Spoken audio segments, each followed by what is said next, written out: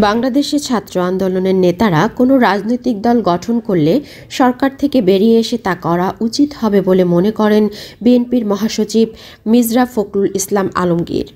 BBC বাংলাকে দেয়া একান্ত সাক্ষাৎকারে একথা বলেছেন তিনি। সাক্ষাৎকারে ভারত বিষয়ে বিএনপির অবস্থান, আগামী নির্বাচন নিয়ে দলের প্রস্তুতি, দলের নেতাকর্মীদের বিরুদ্ধে ওঠা চাঁদাবাজি, দখলদারির অভিযোগ, শিক্ষার্থীদের নতুন দল গঠন, আওয়ামী লীগ ও তাদের মিত্র দলগুলোর নির্বাচনে অংশগ্রহণ সহ আরও বেশ কিছু বিষয় নিয়ে বিবিসির সঙ্গে কথা বলেছেন বিএনপির মহাসচিব।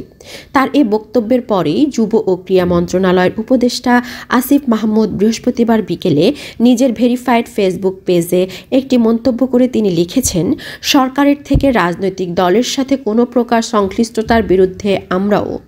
উপদেষ্টাদের কেউ রাজনীতি করলে সরকার থেকে বের হয়েই করবে। একই সাথে রাজনৈতিক দলের সরকারের কাজে হস্তক্ষেপ করা অনুচিত। বিভিন্ন সরকারি সাংবিধানিক গুরুত্বপূর্ণ পদে নিয়োগ তদবির চাপ প্রয়োগ করা অনুচিত। Farzana Ali, desk report.